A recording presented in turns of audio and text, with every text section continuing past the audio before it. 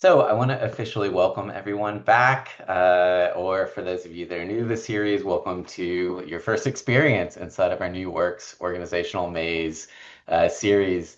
This is the fifth author session that we have had. We started this back in September, and each one is building into really generative dialogue, but also convergence in terms of the themes that we're continuing to surface and also the practices for each of us around some of these quandaries that we face in our workplaces. So my name is Adam, and I'm here with my colleagues, Anna and Anthony, and we'll be trading off different facilitation roles in this session. Anna will be leading the dialogue today with Elizabeth Doty, who is our esteemed guest, who will be joining us. And so I just want to provide a little bit of context for both the work and also Elizabeth.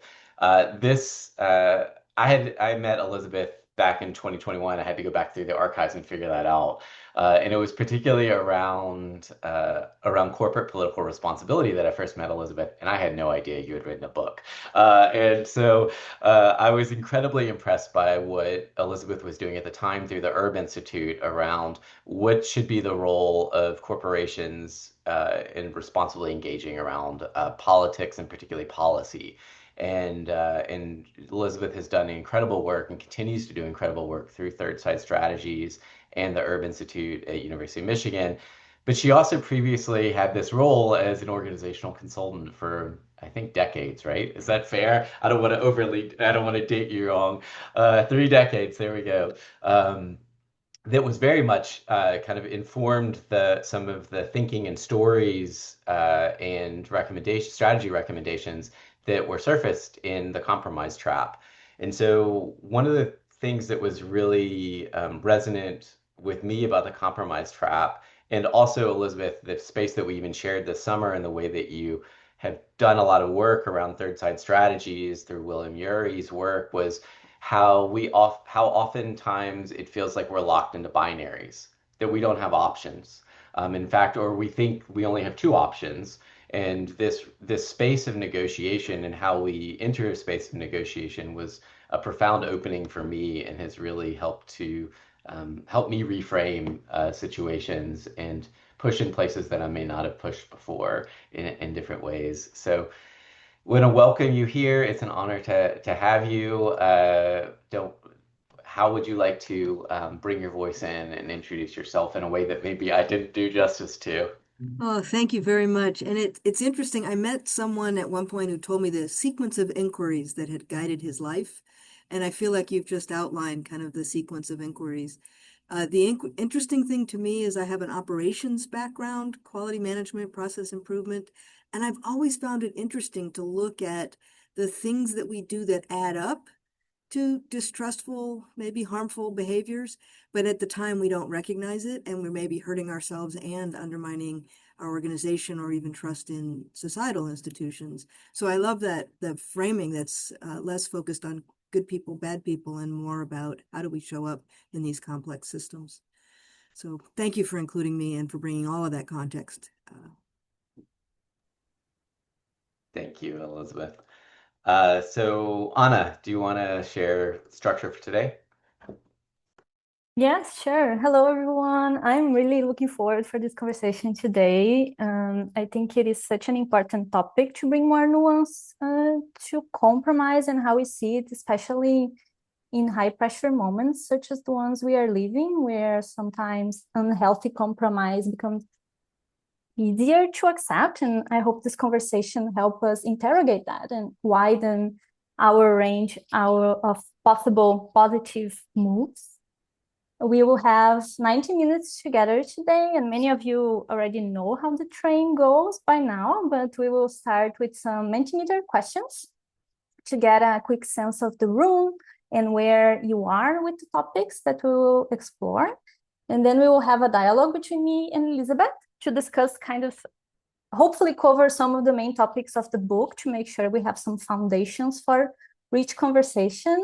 because after that we'll open the space for a fishbowl dialogue where you can bring in your own experiences, your own challenges, and we can all hold our questions together. We'll be recording this first part of the dialogue, but then we will stop at the fishbowl conversation for sensitivity. And speaking about sensitivity, just a quick reminder, the topics today might bring back memories of past experiences, difficult choices, moral weight. So if you feel any intense reactions, feel free to take a step back. We will also be available in the chat if you need any additional support. So just write to us in case you need anything.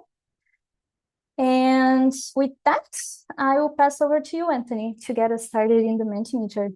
Everyone, there's so much already there that I really appreciate. I think this sense of opening space to acknowledge and talk to others about this came up a lot. And it strikes me how compromises are acknowledged subconsciously, but rarely acknowledged out loud or with proper accountability. It's kind of like they are everywhere, but in this kind of state of being known but not spoken. And so I think that's kind of an interesting entry door to your work, Elizabeth, because you saw a lot of these patterns, as you said.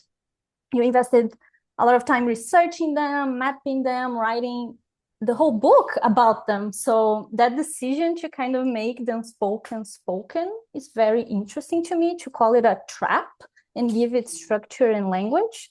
So I would love to know, what patterns did you observe that made you invest so deeply in understanding compromise as a trap? Yeah, very interesting. I think it goes to, I'm thinking about your LinkedIn post about this event, Anna, and thank you very much for the work you all did to craft the space for this conversation, and to all of you for being here to reflect.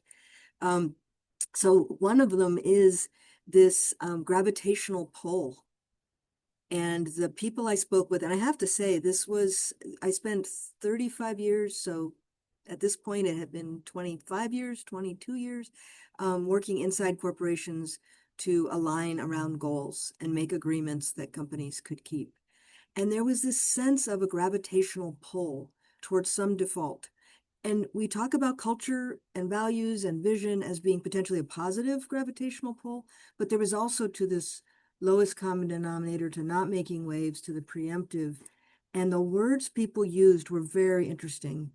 The main one that stood out to me is in chapter 2, I think I used the phrase, but it came from the interviews, was a devil's bargain by degrees. It was just this idea that I'm going along and I'm saying each instance feels like the right choice, that I should get over myself and just go along with the direction. People said drinking the Kool-Aid. Some people said you sell parts of your soul. Other people said you will be assimilated. Resistance is futile for the Trekkies. So there was just a sense of this tide that would pull you to going along. And one of the first people I interviewed was a senior vice president for R&D in a major, world, maybe Fortune 200 company, and worked her way up. And she adapted, for her, it was her faith and her personality. She adapted to be cutthroat and political and aggressive, which was not her character as she knew herself. And she said one day she looked in the mirror, she didn't recognize her face, her own face. She just said, it's so hard, it's just not me. And so there is that sense of momentum, pull, and incremental shifts. And so many people told me they made all these compromises, not the healthy kind, not getting over your ego and in order to serve the vision, but chipping away at their soul, and that they added up over time, and it became a trap internally and externally. So we can go into that if you like. Yeah, I would love to go there. I think there is something in what you were sharing about how this piles up, which I'm connecting also to what Monica shared about the preemptive compromise, or the expectations or assumptions that I think also connect with, in some level, with the culture of professionalism, like how we are taught to see some level of compromises being strategic. So the moment we start questioning if compromise is healthy, we are already fighting internalized narratives about what it means to be a professional, or the fear of being seen as unprofessional. So I would love for you to speak a bit more about that, because this notion of fear that also came up in the Mentimeter kind of it makes the options feel narrower, like if we are acting from this threat and defense. So how do you feel that plays out? And if you want to build a bit more on how to see the options, like when we have more options than we think. Yeah, I can go there, but first let me go into why it's a trap, because it's really hard to remember. We have really deeply held assumptions, and I so appreciated the number of ways people brought up their gut reaction, their intuitive reaction. There was a feeling of qualms, which I looked up the definition, has both the feeling of something sticking in your craw and moral doubts, right? Like that's a pretty good description of the gut feeling something needs attention here. You don't know what you're going to do, but paying attention to that, and the environment of speed makes it hard to do that.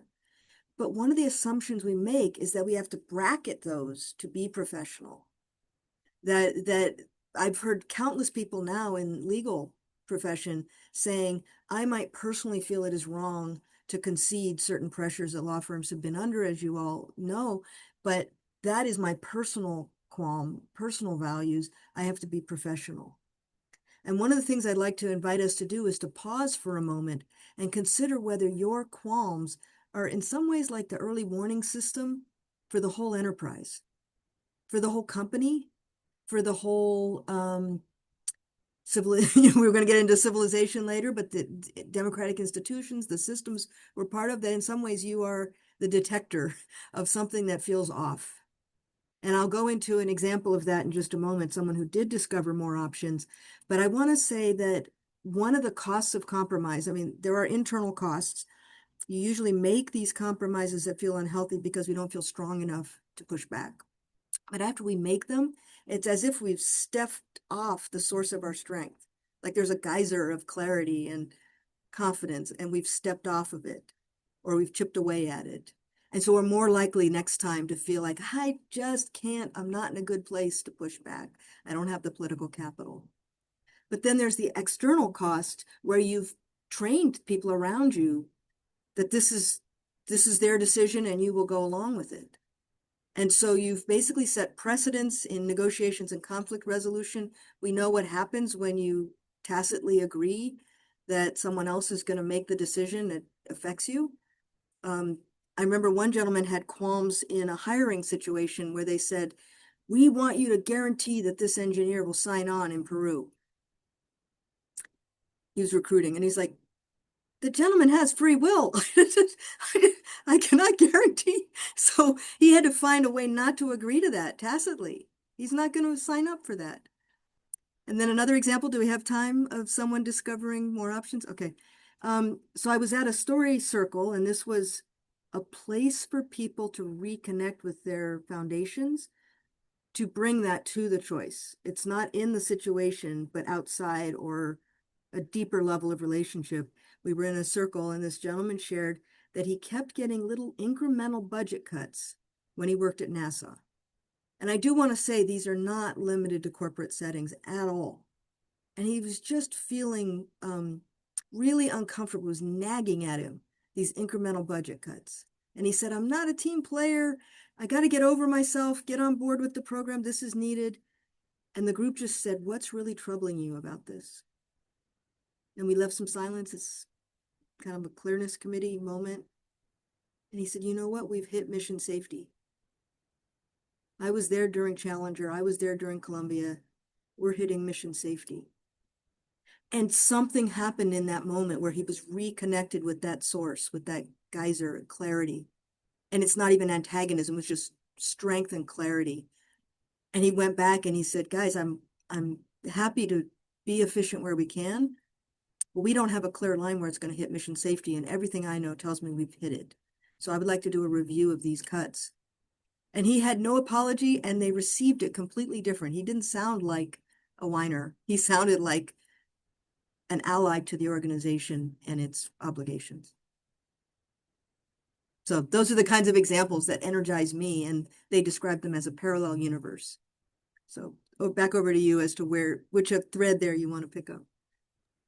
Yeah, I really appreciate the examples. I think there's so much there. I love what you said about connecting to the source. Because as you said, it's kind of the trap is self-depleting and it's self-reinforcing. And it's kind of, I love what you say in the book and that you mentioned now about not using your agency or not feeling like you have the power to do positive moves because you are feeling smaller.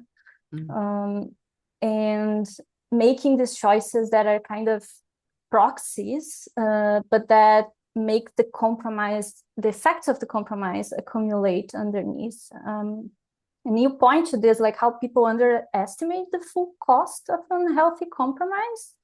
And I wonder how often what we call burnout also has some effect of this compounding cost of compromise catching up with us. So do you think, are we seeing things kind of the wrong source? Has compromise something to do with how we are feeling overwhelmed and this effects of burnout? Is there something else beneath the surface there? Yeah. Well, one of the costs and patterns I saw was that we get more attached to external validation because we are out of touch with that internal source. And that's a treadmill, right? That's just never ending, especially with the speed and the instability in the external systems in the company, organization, or the world. So you're signing up to control what is not in your control. And that leads you to overwork and not feeling the agency. And the people really said it felt like they lost a part of their soul when they did something that did not sit well. It was really, really, it amazed me. And it wasn't always the personal values. In fact, most of the time is when the company, can I swear on here?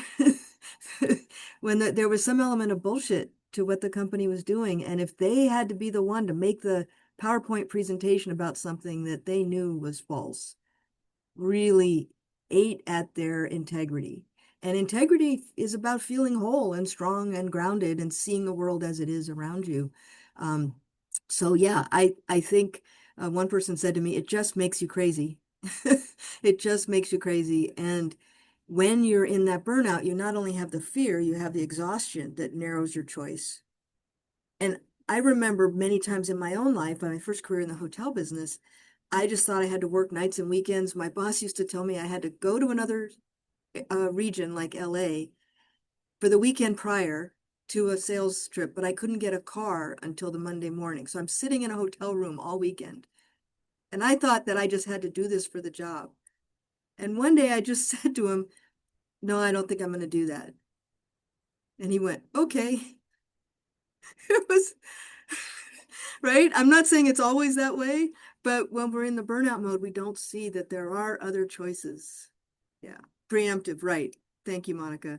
And it's not just for our own respect and capacity, it's for the organization. So I have a great example on this one if I can jump in, or do you want to? Yeah, sure. Go ahead. One thing about the book is just such an honor to hear people's moments of empowerment and strength.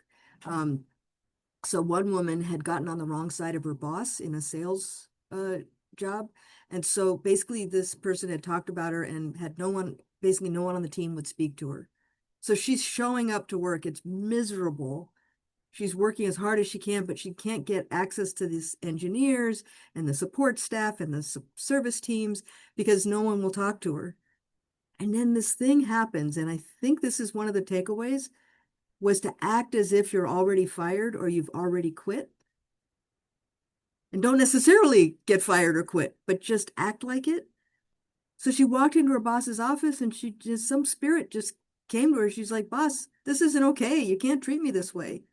I recommend either I quit today or you make me a full part of this team. And here's what that would look like. You would do this, this, this, and this. She got real specific. And he went, oh, and she said, and by the way, this is preventing me from delivering for you. So it's a waste of me being here. I can't bring in sales if you insist on this.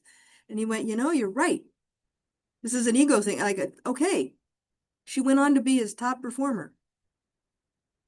Like something in her said, this is baloney and petty. Let's do the real thing. And so often that was it. It wasn't taking someone down. It was like, let's get on with the real goal here. I love that example. And I love what you said around knowing something is false, but kind of being in the autopilot and just doing it anyway. It doesn't make any sense if you are in the right mind and you question it. But I think it's so normal, which is sad, and easy to confuse the needs in professional spaces. We so often reach for paychecks to address our needs for stability, for safety. We develop toxic dependence on external validation, as you were saying, trying to feel the need of belonging and worthiness. So there's something there around how we try to or don't have clarity on the needs, as you are pointing to now, like this clarity on, what do we really need here and how these things are just providing some band-aid. I would love for you to speak more into that and about the positive place that you mentioned in the book. Sure. And the interesting thing, one of the sources of strength, so the second half of the book is, and I think someone talked about it earlier, about having reflection practices. I asked people who did do what we called play a bigger game, be in that parallel universe of feeling the freedom to choose how they acted because they knew there was a larger goal that they had something to contribute to. And they itemized 6 things that helped. And one of them is having that team is maybe the wrong word, of relationships. But another one was having the skills they needed to act in alignment with their convictions and their responsibilities in a way that minimized the blowback and the costs or the destructive. So someone mentioned it earlier, and this is a different kind of conversation. I called it candid conversations. It's basically one of the first plays is just to come clean about what you can and can't do. I know I said we were going to deliver this deadline. Everything's telling me now we're going to miss. You let other people make choices and you come clean about something that feels false. So that's one of the things that can help. And you say, I feel uncomfortable about this. And I would say in a current environment, many of these things have to do with the larger world. So I'll give you an example of another person who said, every year as a senior leader, I contribute to our company PAC. I send in thousands of dollars. And I don't know our criteria for giving politically. And the environment's getting very polarized with a lot of consequences. I don't really feel comfortable contributing until I know what the criteria are. And so for her to express her discomfort in a non-antagonistic way, but with her logic, meant that that question carried throughout the organization. 140,000 people work there. And she included the second skill, which is this idea of a positive no. And that's so wait a second.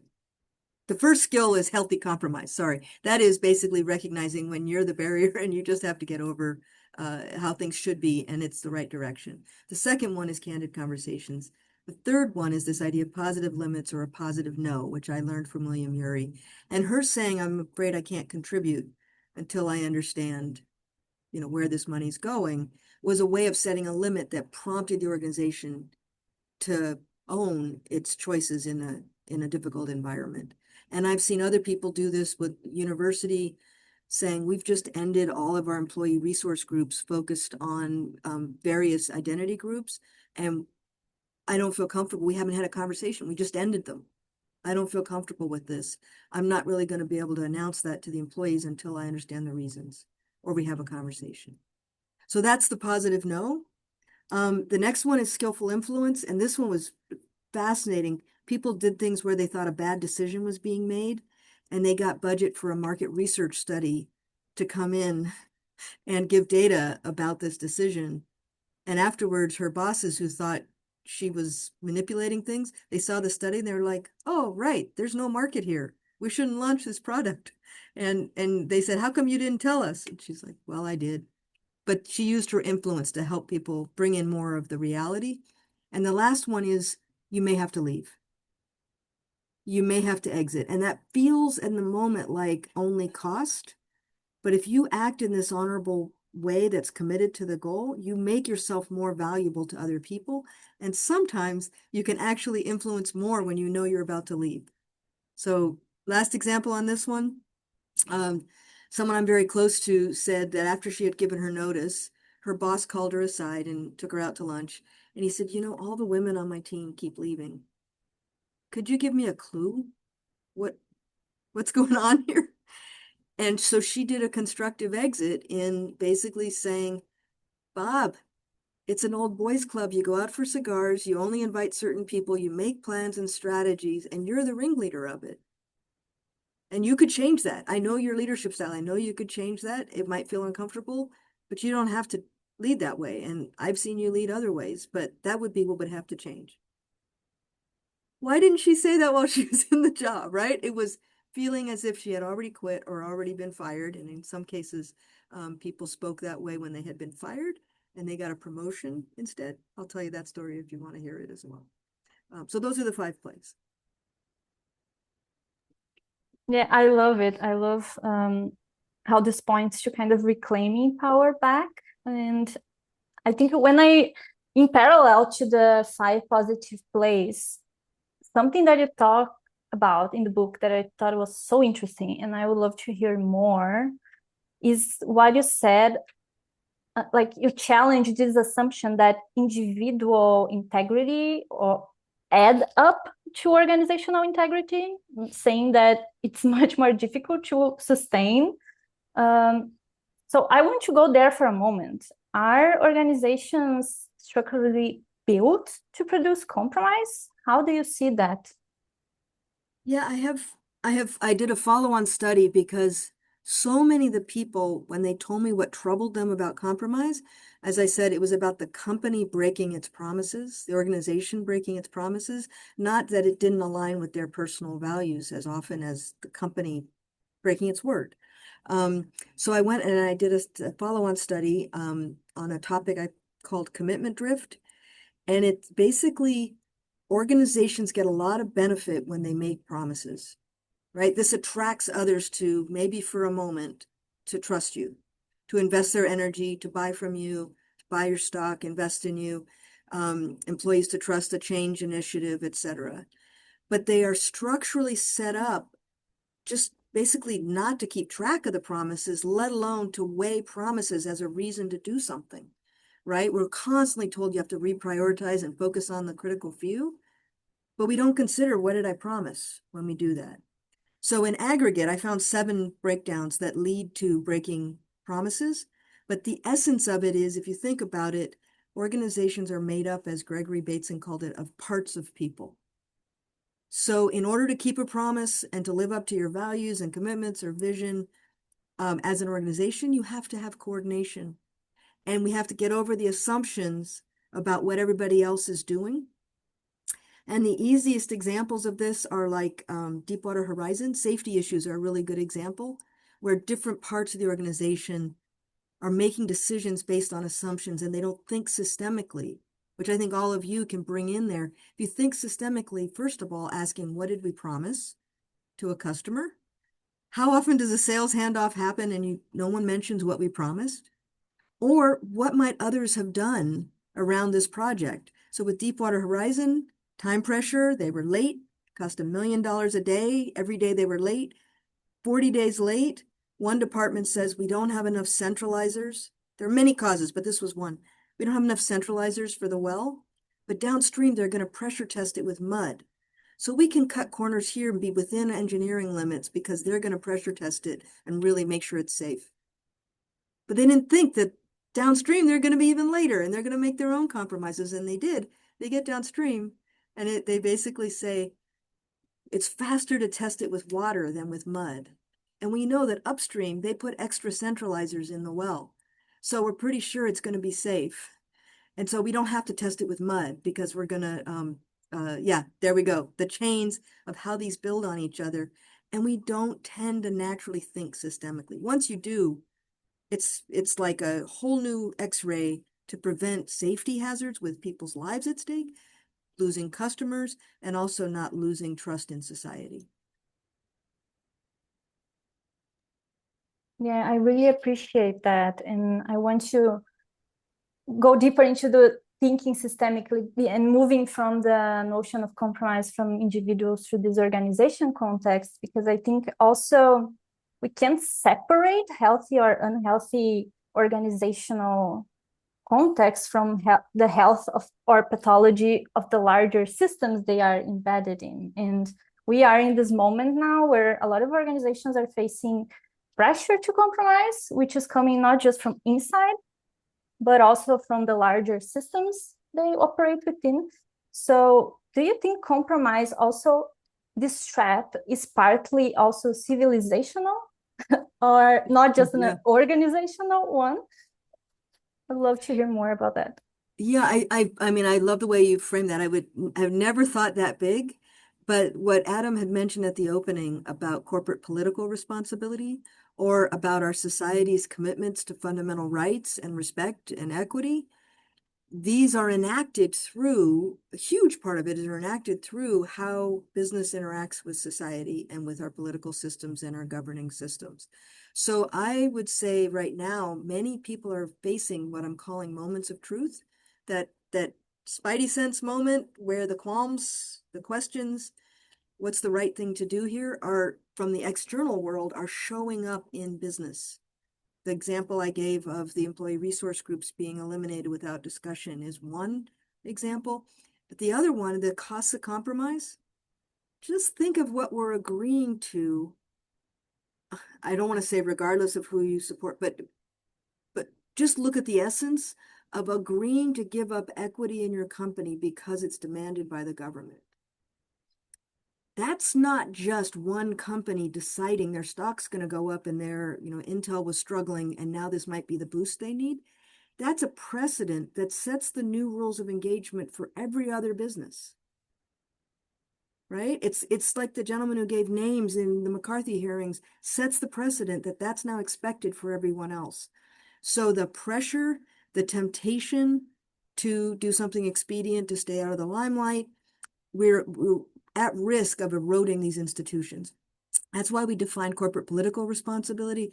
A couple of things like don't lie, let people know what you're doing, make sure you're not encroaching on civil society. One of the main ones is to make sure you're not harming the systems that you depend on. That's the market system, but it's also the constitutional democracy, civic discourse based on facts and respect, natural systems, fundamental rights. Make sure that your political actions or your actions as a company aren't poisoning those.